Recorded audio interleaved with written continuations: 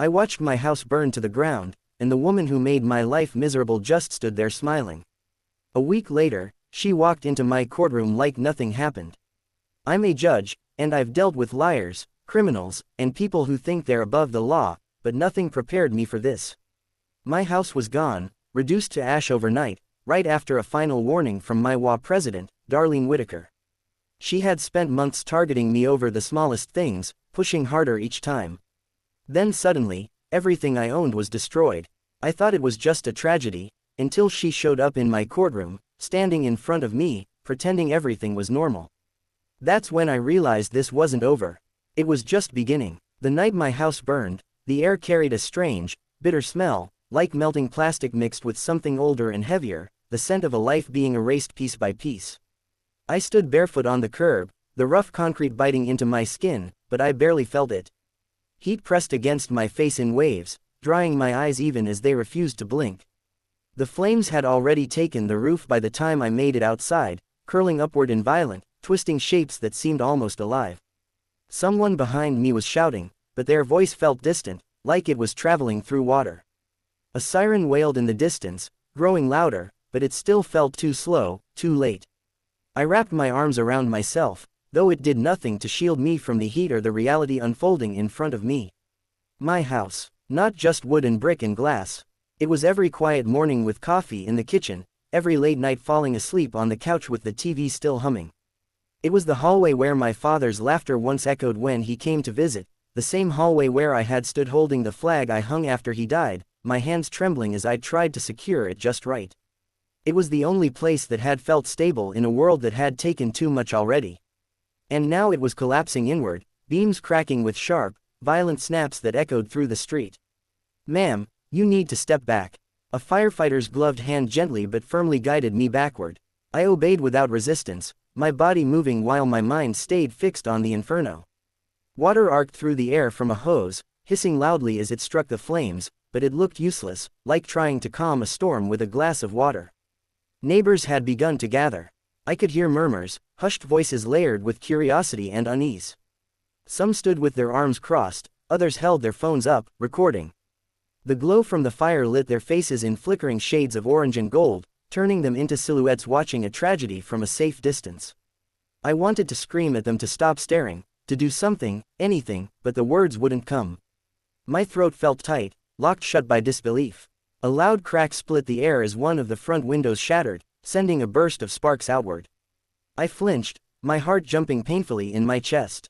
The flames surged forward for a moment, licking out through the broken frame before pulling back again, devouring everything inside.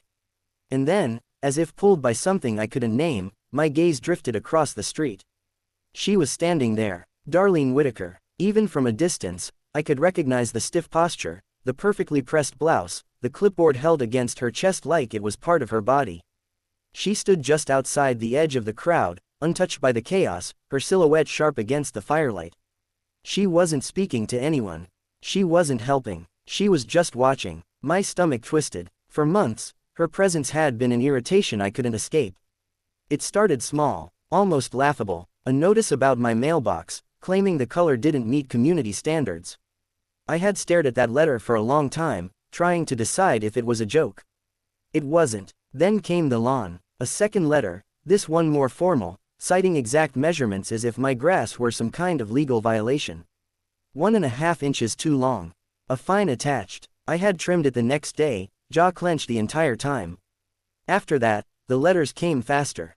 The flag was the one that hurt the most. I had hung it carefully, making sure it was straight, making sure it wouldn't slip. It had been my father's, folded and handed to me with quiet ceremony. The notice said it was improperly secured, that it didn't comply with HOA guidelines. I remembered standing in my living room, that letter shaking in my hand, anger rising so quickly it made my vision blur. I had gone outside immediately, adjusting the flag again, though I knew it wasn't the issue. It had never been the issue. She had. Every time I saw her after that, she had the same expression. Tight-lipped, disapproving, as if my very existence disrupted the order she was determined to maintain. The last letter had arrived just 3 days ago. Final warning. The words had been bold, impossible to ignore. Correct violations within 72 hours or further action will be taken. I had read that line over and over again, trying to understand what it meant. Further action. It sounded official, threatening, but vague enough to leave room for interpretation. Fines, maybe. Legal complaints. More letters. Not this. A beam inside the house gave way with a deep, groaning sound before crashing down. A burst of sparks shot into the sky, swirling like fireflies before disappearing into the smoke. The crowd reacted with a collective gasp. I dragged my eyes away from the flames and looked back at her. She hadn't moved. The clipboard was still clutched in her hands, her posture still rigid, controlled. The firelight danced across her face, illuminating every detail, every line. There was no shock there. No concern. If anything, there was irritation, like this was an inconvenience, something that disrupted her evening routine. My pulse quickened, a cold realization creeping through the heat that surrounded me. Why wasn't she reacting like everyone else? A firefighter shouted something nearby, but I couldn't focus on the words. The world seemed to narrow, the noise fading into a dull hum as I stared across the street. She shifted slightly, adjusting her grip on the clipboard. And then it happened. It was small, subtle enough that anyone else might have missed it. But I didn't. Her lips curved, not wide, not exaggerated, just a slight upward tilt at the corner, a flicker of something that didn't belong on a face watching someone's home burn to the ground. A smile. My breath caught. For a moment, everything else disappeared. The fire, the sirens, the voices. All of it faded behind that single expression. Because it wasn't relief. It wasn't nervousness or disbelief. It was satisfaction. A chill ran through me, sharp and immediate, cutting through the oppressive heat. My arms tightened around myself as if I could hold that feeling back, force it away, but it stayed, settling deep in my chest. The final warning echoed in my mind. Further action will be taken. The words didn't feel vague anymore. They felt deliberate, calculated. The roof gave one last shudder before collapsing completely, sending a wave of sparks and embers into the air. The crowd stumbled back, voices rising in alarm. The firefighters adjusted their positions, shouting over the roar as they fought to contain what was left. I barely noticed. My eyes were still locked on her. This time, when she looked at me, there was no attempt to hide it, no pretense of concern or sympathy. Just that same faint smile, steady and unwavering, as if she had been waiting for this moment. As if this was exactly what she wanted. Something inside me shifted then, quiet but undeniable. Shock began to give way to something else. Something sharper, clearer. Because houses don't just burn like this without a reason. And people don't smile unless they think they've already won. The courtroom always smelled faintly of polished wood and paper, a quiet, orderly scent that usually brought with it a sense of control. That morning, it did neither. I stepped through the side door in my robe, the fabric settling heavily over my shoulders, and paused for just a second before taking my seat behind the bench.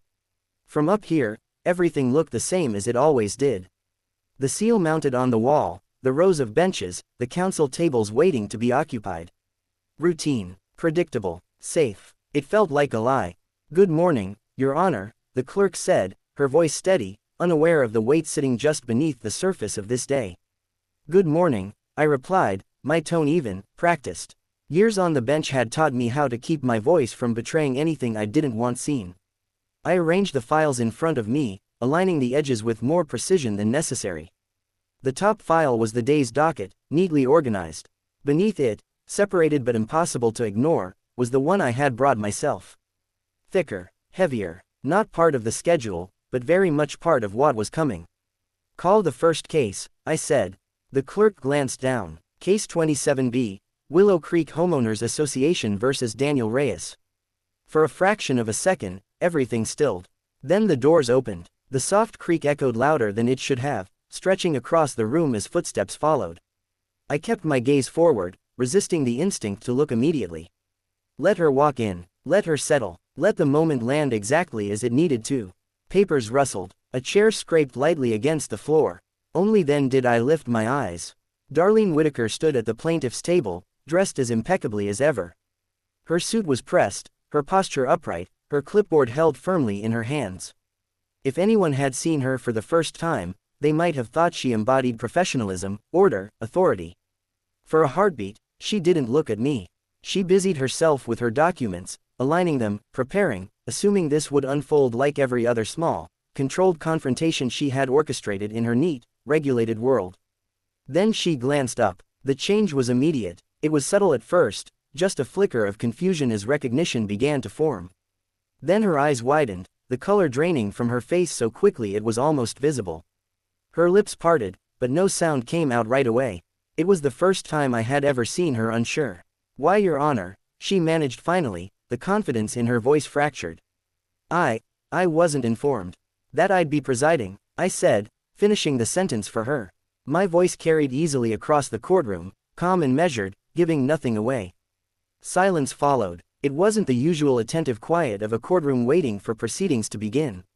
This was different, thicker, charged. People could feel it, even if they didn't yet understand why.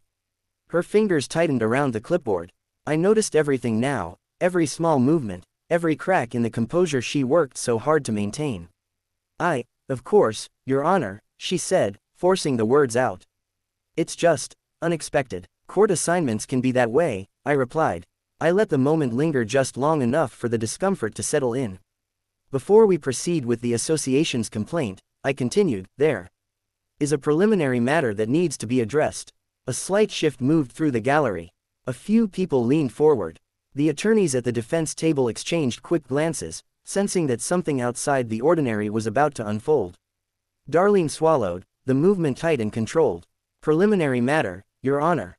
she asked. "Yes." I reached down and placed my hand on the second file. The one that didn't belong to the official docket. The one that had followed me from the ashes of my home to this room. I opened it slowly. The sound of the cover lifting seemed louder than it should have been, drawing every eye in the room. "Mrs. Whitaker," I said, looking directly at her, "you understand the seriousness of making statements under oath, correct?" "Yes," she replied quickly. Too quickly. "Of course. And you understand the legal consequences of providing false information, obstructing an investigation, or withholding material facts." Her grip on the clipboard tightened further. I could see the strain now, the effort it took to keep her posture straight, her expression neutral. "I do." "Good," I said. I let a brief pause stretch between us, just enough to make the next words land with full weight. "Because what I am about to address involves a matter currently under investigation. Specifically, the origin of a residential fire that occurred last Tuesday evening." A murmur rippled through the courtroom. I didn't look away from her. "The property in question," I continued, "was located within the jurisdiction of the Willow Creek Homeowners Association." Her breathing changed. It was slight, but noticeable. Shallower, less controlled. "And as president of that association," I said, "you have had documented interactions with the homeowner in the weeks leading up to that incident." The clipboard slipped. It wasn't dramatic at first. Just a shift in her fingers, a loss of grip. Then gravity took over. It hit the floor with a sharp crack, the sound cutting cleanly through the murmurs and silencing them instantly. No one moved. Darlene stared down at it for a moment, as if unsure how it had ended up there, as if her body had acted without her permission. Then she looked back up at me. "Your Honor," she said, her voice thinner now, stripped of its earlier control, "I don't see how this is relevant to the case at hand." "You will," I replied. I closed the file halfway, keeping my hand resting on it. "The court has received preliminary reports from fire investigators," I said. "Those reports indicate that the fire may not have been accidental." Another wave of whispers spread, louder this time, harder to contain. I raised my gaze slightly, and the room fell quiet again. "Given the timing of the incident," I continued, "and the documented escalation of enforcement actions taken by your association against the homeowner, it would be inappropriate to proceed without addressing potential conflicts and relevant information." Her eyes darted, just briefly, toward the exit. Then back to me. I assure you, Your Honor," she said, forcing steadiness into her voice, "the association's actions have always been within legal boundaries." "That remains to be determined," I said. I leaned forward slightly, resting my forearms on the bench. "For now, I will ask you a simple question." The air in the room seemed to tighten. "Where were you between the hours of 9 p.m. and 11 p.m. last Tuesday evening?" The question hung there, heavy and unavoidable. For the first time since she had walked into the courtroom, Darlene Whitaker had no immediate response. Her mouth opened, closed. Her eyes flickered again, searching, calculating. And in that moment, it became clear to everyone watching that whatever control she once believed she had over situations like this no longer applied here. Because this wasn't a notice she could send. It wasn't a fine she could issue. And it wasn't a problem she could intimidate into disappearing. This was a courtroom, and she was no longer the one holding the clipboard.